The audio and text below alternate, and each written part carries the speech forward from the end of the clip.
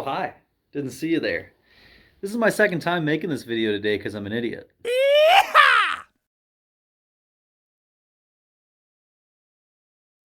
So today, I wanted to go over some of the stuff I'm going to be doing with the S10. I had mentioned that I have to reroute some vacuum lines for the wastegate to make more boost. Right now I've got an 8 psi spring in there and it's running off of spring gate pressure.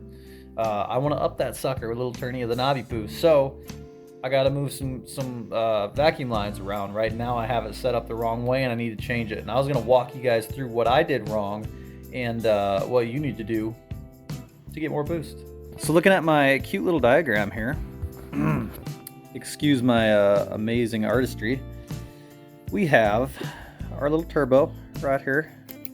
We got our boost controller. This is a exact replica of what I have in the vehicle, and our wastegate.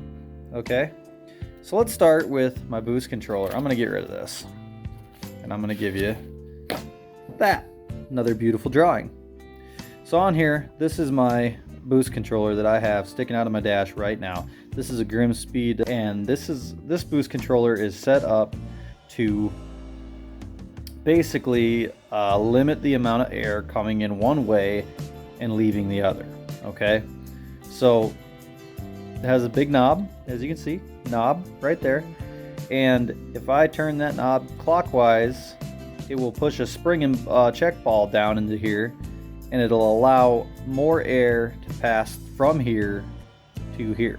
Okay, so I have my manifold pressure coming in through here, and if I turn the knob clockwise, it opens the valve and allows more and more of that air to go through here.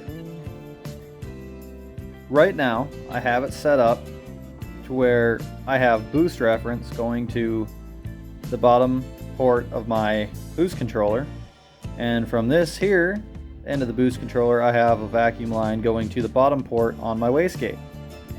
So this would be just fine if I were using a different type of boost controller.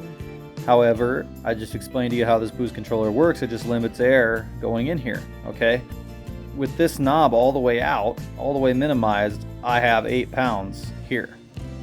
The way this wastegate works is if there's an 8-pound spring in here, it needs to see 8 pounds of pressure, air pressure, coming from the turbo to this port to collapse that spring and lift this valve. Okay, if say our exhaust pipe's running right here, exhaust is going in, and as soon as that valve lifts, it's allowed to go right through the wastegate and out the other side. With the spring decompressed, this valve is completely closed, and exhaust is just flowing right through our exhaust. It's not going into the wastegate at all because it's blocked off.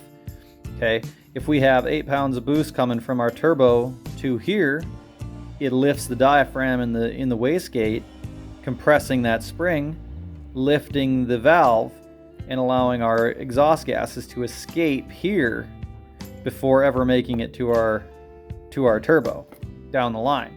So if the exhaust gases can't make it to the turbo, it causes the turbo to spin slower, making less boost. In our case, what we need to do, instead of having this routed from the turbo to here and from here to the bottom valve, is we need to take our line coming from here to the bottom valve, pop it off there, and move it to the top. All right, and we need to take a reference, probably T into our line going from the turbo to the boost controller. We need a reference here going to the bottom. All right, because we want to see the turbo pressure on the bottom.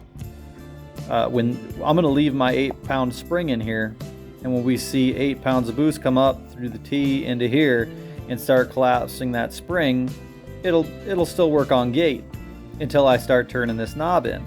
If I turn this knob in and it allows more pressure through here, and I add, say I turn the knob enough to get another 8 psi here, that 8 psi is going to sit up here on top of the wastegate diaphragm, and it's going to help hold it down and keep that spring from compressing. Right? If I have 8 pounds here and 8 pounds here, it goes nowhere. It stays stationary, and this gate stays closed, which allows me more boost. right? So the one thing about manual boost controllers is you're really limited to how much boost you can get. In my case, you really can only double it. And in my case, if I'm running an 8 psi spring here and I run a line up here and tee off, I'm getting 8 pounds of boost here, and that valve's trying to open. As soon as it reaches 8 psi here, it's overcoming the weight of that spring and it's opening the valve. If I add air to the top and all I have is that 8 psi to work with, because it's going to start being relieved through the bottom, if I have 8 psi to the top, it's going to hold that thing closed and give me 16 pounds of boost to my engine. If I want to go higher than 16 pounds, I'm going to have to upgrade my spring in this wastegate. Say put a 10 pound spring in there and it'll be the same concept.